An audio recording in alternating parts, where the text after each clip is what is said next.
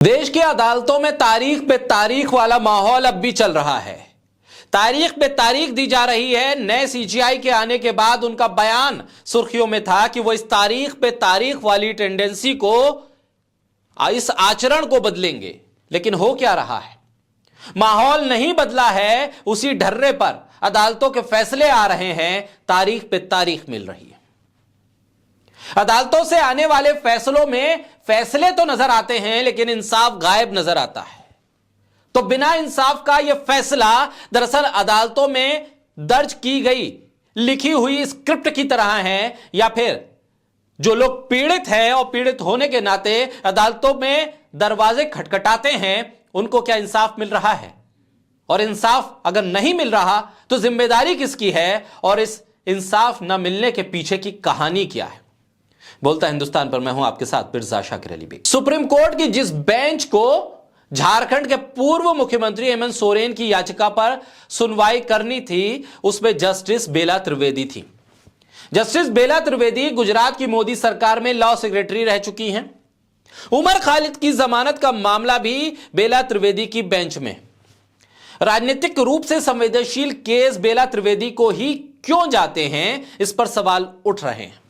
Justice बेला त्रिवेदी जिस bench का हिस्सा थी, उसने आज दो फैसले दिए। ईडी की गिरफ्तारी के खिलाफ हेमंत सोरेन की याचिका पर हस्तक्षेप करने से इनकार कर दिया और कह दिया हाईकोर्ट जाइए। उमर खालिद की जमानत की अर्जी की सुनवाई 14वीं बार स्थगित हुई है।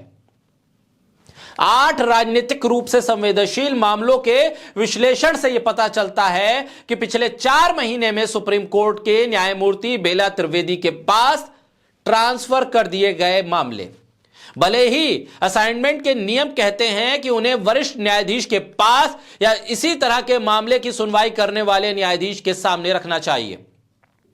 सुप्रीम कोर्ट के 4 न्यायाधीशों के एक विशिष्ट न्यायाधीश के सामने मामलों को सौंपे जाने का मुद्दा उठाने के लगभग 6 साल के बाद सीनियर वकील ने अब master of the roster Bharat के मुख्य न्यायाधीश द्वारा मामलों को ट्रांसफर करने के तरीके पर सवाल उठाए।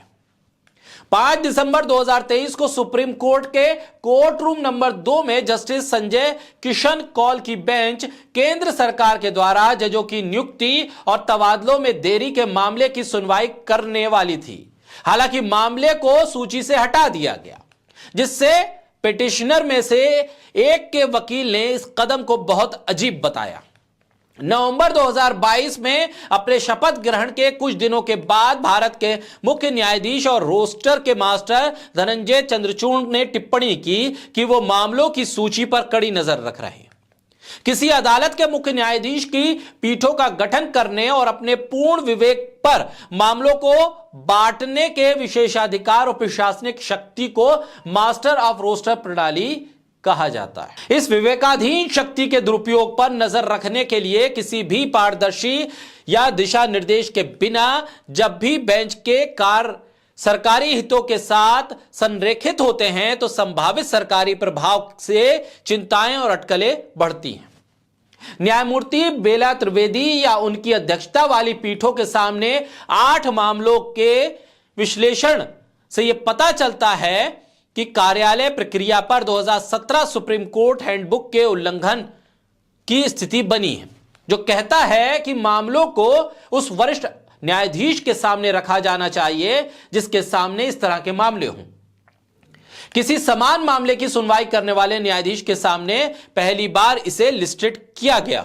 कुछ मामले जिनका जिक्र किया जा रहा है जो न्यायमूर्ति बेला त्रिवेदी के सामने रखे गए, उसमें उमर खालिद की जमानत याचिका, जो गैर कानूनी गतिविधि रोकथाम अधिनियम यूएपीए 1967 के प्रावधानों को चुनौती देने वाली याचिकाएं, राजमार्ग निविदा घोटाले में कथित संलिप्तता के लिए तमिलनाडु के पूर्व मुख्यमंत्री पलनीस्वामी के खिलाफ नई जांच को खारिज करने को चुनौती देने वाली याचिकाएं, कौशल विकास घोटाले से जुड़ी हुई 2 याचिकाएं जिसमें आंध्र प्रदेश के पूर्व मुख्यमंत्री चंद्रबाबू नायडू सह अभियुक्त हैं, कर्नाटक के उप मुख्यमंत्री डीके शिव कुमार के खिलाफ आय से अधिक संपत्ति के मामले में केंद्रीय जांच ब्यूरो सीबीआई की जांच से जुड़ी एक याचिका, जेल में बंद तमिलनाडु के मंत्री सेंथली बालाजी द्वारा दायर मेडिकल जमानत याचिका और भीमा कोरेगांव हिंसा मामले के सह अभियुक्त महेश राउत की जमानत याचिका इसमें शामिल है।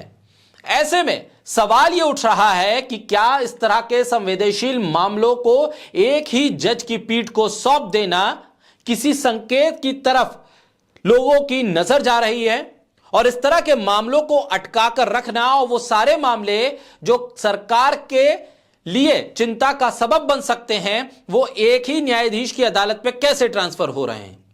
उमर खालिद के मामले में लगातार 14वीं बार जमानत याचिका पर सुनवाई स्थगित कर दी गई।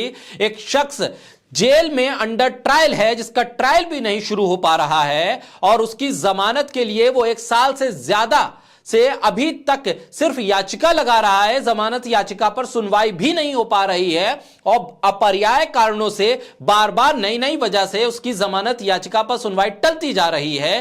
क्या यह महज संयोग है कि जस्टिस बेला त्रिवेदी उस जमानत याचिका को सुनने वाली जज थी और उनकी कोर्ट ने 14वीं बार भी उमर खालिद की जमानत याचिका को सुनने से मना कर दिया। वहीं दूसरी तरफ देश के बड़े गोदी मीडिया चैनल के मालिक और एंकर जब अर्नब गोस्वामी की याचिका को सुप्रीम कोर्ट सीधे सुनने के लिए तैयार हो सकता है, तो फिर क्यों हेमंत सोरेन की याचिका पर एक बार फिर उन्हें हाईकोर्ट का दरवाजा दिखाया गया और कहा गया कि आप हाईकोर्ट जाइए। और 8 मामले जो सीधे सीधे विपक्ष से जुड़े हुए हैं, उन लोगों से जुड़े हुए हैं जो सरकार के खिलाफ हैं, या कुछ ऐसे मामले जो सरकार के लिए चुनौती बन सकते हैं, वो सीधे सीधे एक ही जज की अदालत में कैसे ट्रांसफर हो रहे हैं, इस पर भी सवाल खड़े हो रहे हैं। मामला यह नहीं है कि अदालत किसकी है और कौन जज है, सवाल इस बात का है कि इस देश में क्या सिर्फ फैसले हो रहे हैं या इंसाफ भी होगा। और अगर इंसाफ हो रहा है तो इंसाफ होता हुआ दिखना भी चाहिए। अगर ऐसा नहीं है तो फिर एक सवाल फिर बहुत बड़ा खड़ा हो जाता है कि लोकतांत्रिक व्यवस्था में क्या सभी संस्थाओं को एक डंडे के सहारे चलाया जा रहा है या चलाने की कोशिश हो रही है।